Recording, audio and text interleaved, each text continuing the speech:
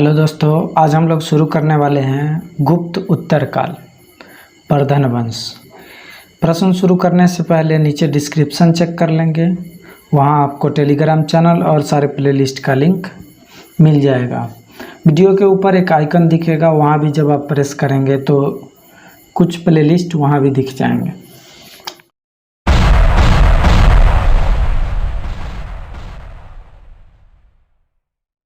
तो बिना देर किए हुए शुरू करते हैं। पहला प्रश्न, थानेश्वर में वर्धन वंश पुष्यभूति वंश की स्थापना किसने की? पुष्यभूति वंश की स्थापना किसने किया? तो किया था पुष्यभूति वर्धन ने किया था। इसे वर्धन वंश भी कहा जाता है या पुष्यभूति वंश भी कहते हैं।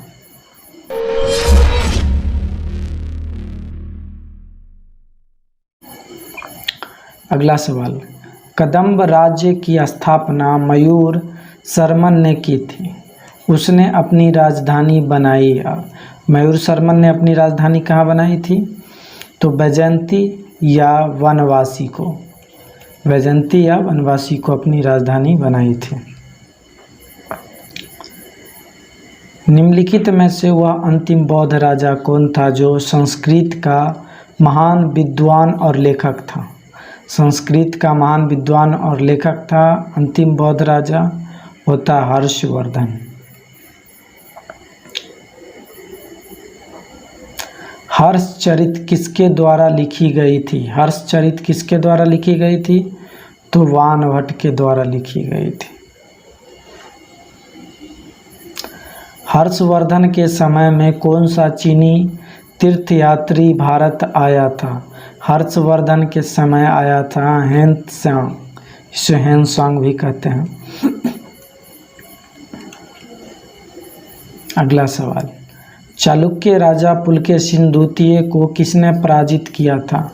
पुलकेशिन द्वितीय को किसने पराजित किया था? तो किया था नरसिंहवर्मन ने।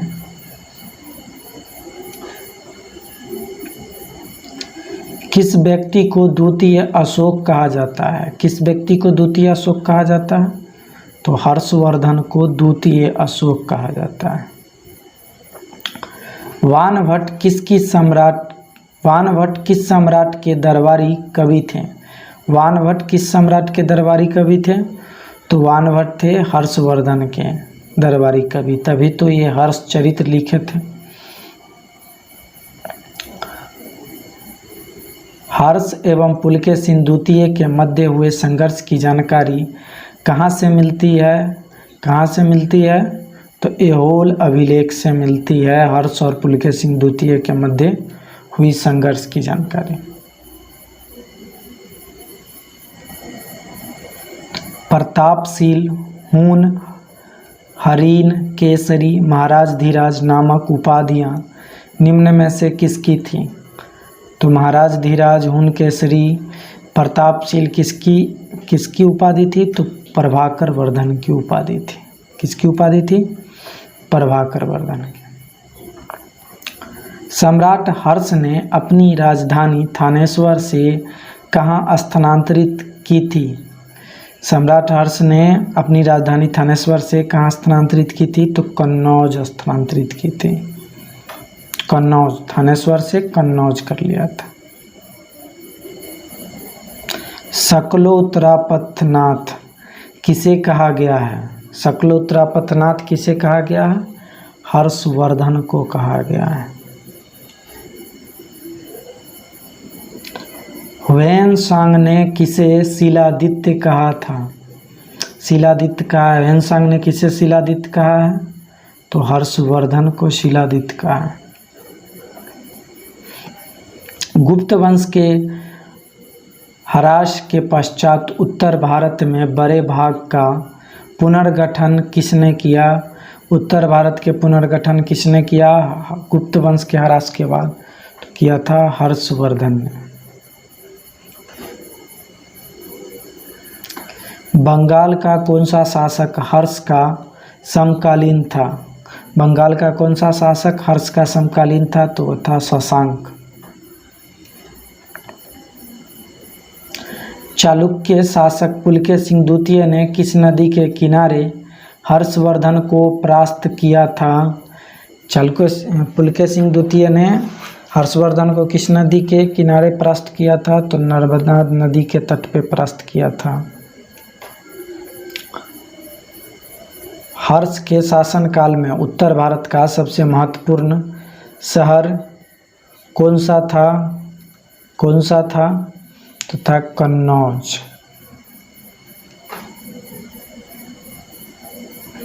हर्ष की जीवनी किसने लिखी थी? हर्ष की जीवनी हर्षचरिता किसने लिखा था? तो हर्षचरिता लिखा था वानभट्ट ने।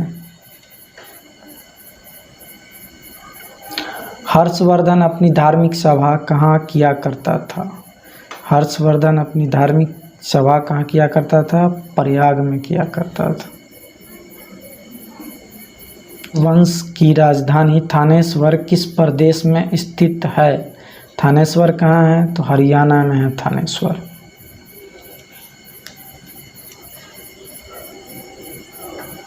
हर्षवर्धन की बहन राज्यश्री का विवाह किसके साथ हुआ था? राज्यश्री का विवाह मोखरी नरेश ग्रह वर्मा से हुआ था।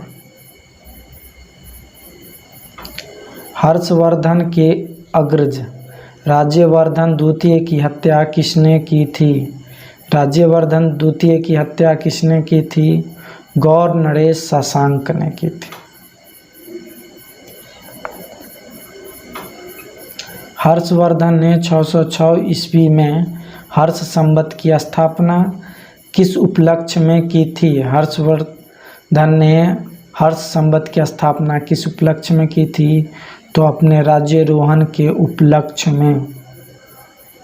जो भी संवत चला है इतिहास में वो सभी राज्यारोहण के उपलक्ष्य में ही ज़्यादातर हुआ है।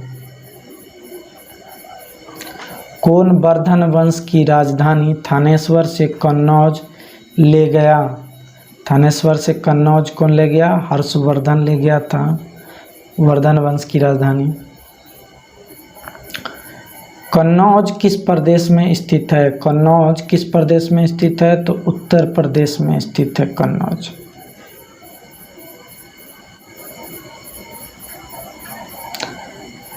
ह्वेनसांग की भारत में यात्रा के समय सूती कपड़ों के उत्पादन के लिए सबसे प्रसिद्ध नगर था। ह्वेनसांग के समय या कहे हर्षवर्धन के समय तो वो था मथुरा। कपड़ा उत्पादन के लिए प्रसिद्ध था। कवि वानभट्ट निवासी था। कवि वानभट्ट कहाँ का निवासी था? तो थानेश्वर का निवासी था। थानेश्वर कहाँ है? हरियाणा में है। नगानंद का रचनाकार कौन था? नगानंद का रचनाकार हर्षवर्धन था। सम्राट हर्षवर्धन ने 2 महान धार्मिक सम्मेलन का आयोजन किया था। हर्षवर्धन ने 2 महान धार्मिक सम्मेलन का आयोजन कहाँ किया था? तो कन्नौज व प्रयाग में किया था।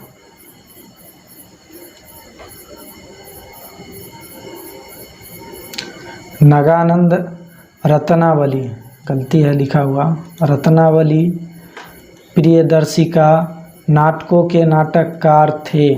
किसने इसे लिखा था? तो वो लिखे थे हर्षवर्धन ने लिखा था। गुर्जरों को किस शासक ने पराजित किया? गुर्जरों को हर्षवर्धन ने पराजित किया था। गुर्जरों को किस शासक ने पराजित किया था? तो हर्षवर्धन ने पराजित किया था। आज भी भारत में ह्वेनसांग को याद करने का मुख्य कारण है। ह्वेनसांग को याद किया जाता है किस विषय से? इसको याद किया जाता है किस स्रोत से? तो सु यूं की रचना की वजह से। उसने यात्रा वृत्तांत लिखा था सु यूं की नामक, उसी वजह से उसे अभी भी याद किया जाता है। हर्षवर्धन के विजयी जीवन में एकमात्र पराजय देने वाला पुलकेशिन द्वितीय कहाँ का शासक था? पुलकेशिन द्वितीय कहाँ का शासक था? बतापी या बादामी कह लें का शासक था। हर्षवर्धन ने अपनी पुत्री का विवाह वल्लभी नरेश से किया, जो कि उसकी एक बड़ी कूटनीति उपलब्धि थी। कौन सा कूटनीति उपलब्धि थी? ध्रुवसेन द्वितीय से। पुत्री का विवाह किया था, ध्रुवसेन द्वितीय से विवाह किया था, वल्लभी का नरेश था।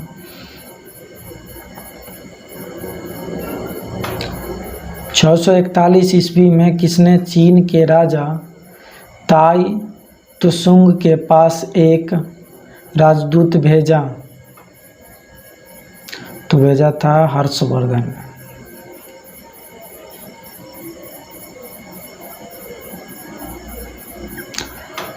हर्षवर्धन के भारतीय मिशन के जवाब में चीनी सम्राट ताइसुंग ने 3 चीनी मिशन हर्षवर्धन के दरबार में भेजे गए, जिसमें से एक मिशन हर्षवर्धन के मरणोपरांत पहुंचा। अंतिम मिशन में शामिल उस चीनी राजदूत का क्या नाम है जिसने हर्ष की मृत्यु के तुरंत बाद घटनाक्रम घटित हुआ उसका विस्तार से वर्णन किया है? कौन था? वांग वेन तसे।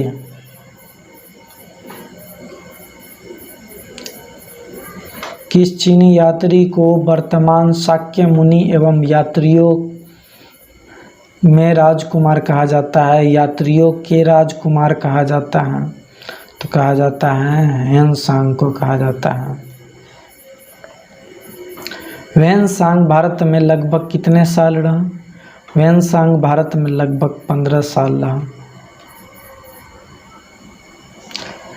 ह्वेनसांग के समानार्थ एवं महायान धर्म के प्रचारार्थ हर्षवर्धन ने कहाँ महासभा का आयोजन 643 ईस्वी में कराया?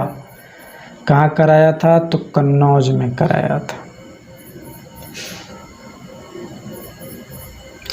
कुंभ मेला को प्रारंभ करने का श्रेय किसे दिया जाता है? कुंभ मेला को प्रारंभ करने का श्रेय किसे दिया जाता है? हर्षवर्धन को दिया जाता है। नर्मदा नदी पर सम्राट हर्ष के दक्षिणवर्ती अग्रगमन को रोका? किसने रोका था? तो पुलकेशिन सिंह द्वितीय ने रोका था, और यहीं पे इस दोनों के बीच संघर्ष हुआ था। निम्नलिखित में किसने नालंदा विश्वविद्यालय को 100 ग्रामों की आय दान स्वरूप दिए? किसने दिए? तो दिए थे हर्षवर्धन ने। निम्नलिखित में से कौन हर्षवर्धन के दरबार से संबद्ध नहीं था? किसका संबंध हर्षवर्धन के दरबार से नहीं था? तो वो था कालिदास का।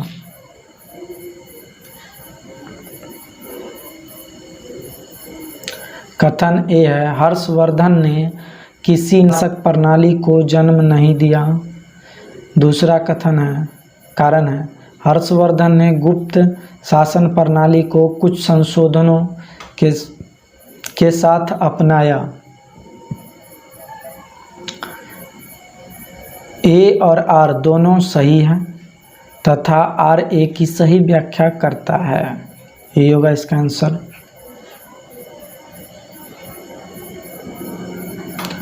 कौन सही सुमेलित है? कौन सही सुमेलित है? अवंती हर्षवर्धन का प्रधानमंत्री,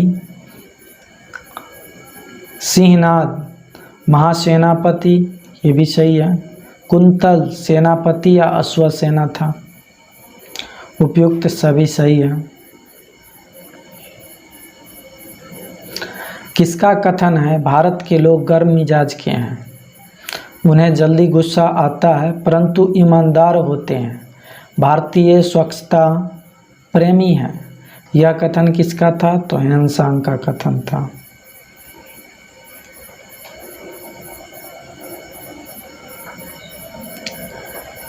अग्रहार का अर्थ था? अग्रहार का अर्थ था ब्राह्मणों को दिया जाने वाला कर मुक्त भूमि अनुदान।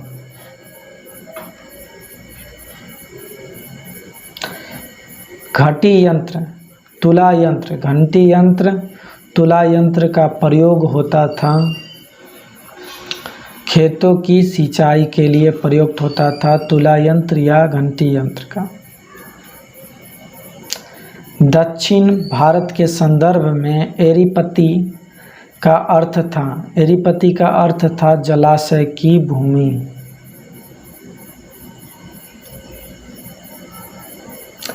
हर्ष के काल में भू राजस्व की सीमा थी 1/6 से 1/10 थी,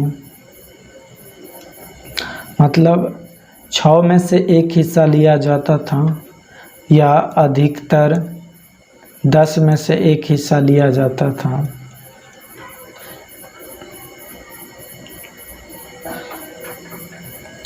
मौखरी शासकों की राजधानी थी, कहाँ थी? डैश में थी मौखरी शासकों की राजधानी, तो कन्नौज थी मौखरी शासकों की राजधानी।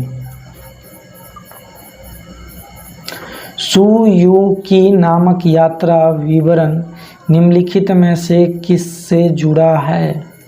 सुयुकी वेनसांग से जुड़ा हुआ है। वीडियो पसंद आई हो तो लाइक करें और अपने दोस्तों को भी शेयर कर दें।